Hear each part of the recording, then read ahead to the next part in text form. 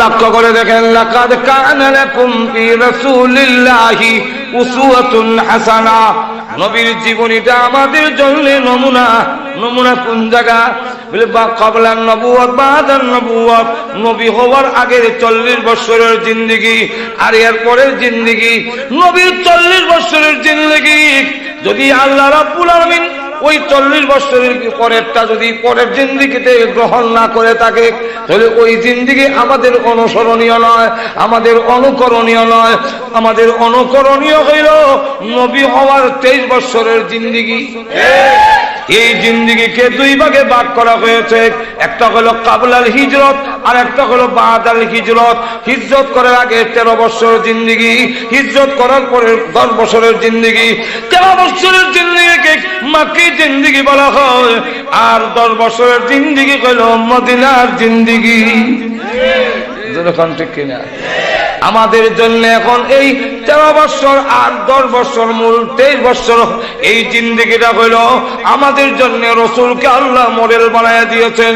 কেমনে তুমি খাবে, নবী যেমনে খাইছেন।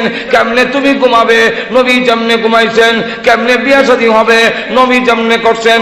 কেমনে আমি হাল চাষ করব, নবী যেমনে করছেন। ব্যবসা কেমনে করবে, নবী যেমনে করছেন। রাষ্ট্র কেমনে চালাইব, নবী যেমনে চালাইছেন। তোমার দাড়ি কেমন হবে, বলে নবীর যেমনে হইছেন।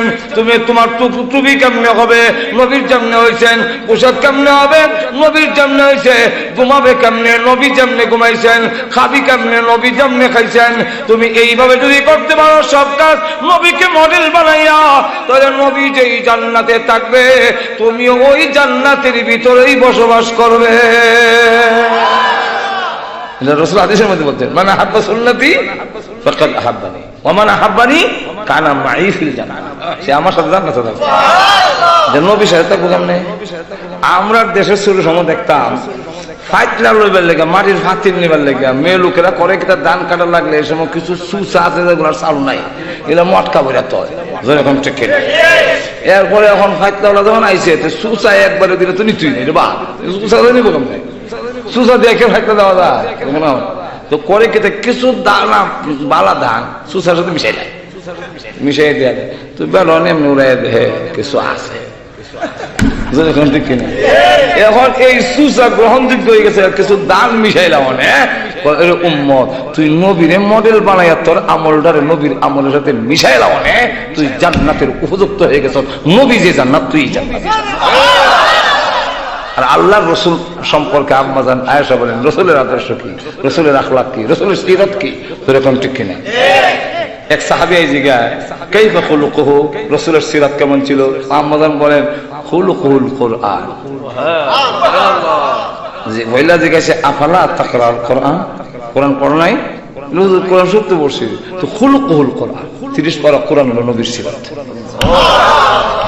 ওই সাহাবী কয়, 30 পারা কোরআন ফুইরা নবীর সিরাত বুঝতাম তো আমার দ্বারা সম্ভব না। আম্মা জান আয়েশা, মাগো রসুলের জিন্দেগি থেকে একটা দৃষ্টান্ত দিয়া কইলেন না, এই রসুলের সিরাত। আমিও রুটি বানাইতেছি, রসুল রেখা হইতাম, আর হাফসাও রুটি বানাইতেছে, রসুল রেখা হইতাম। প্রতিযোগিতা করা সোয়া রুটি বানাইতেছে। আর আমার ভিতরে আমাদের আয়েশা তো বেশি চালাক, বেশি বুদ্ধিমতী।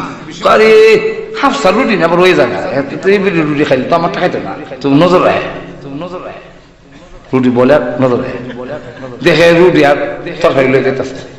এমনি গিয়া রুটির প্লেটের নিচে দিছে খাফা, প্লেট গিয়ে নিচে ফেলে 2 টুকরা, আর রুটি মারতে দিছে।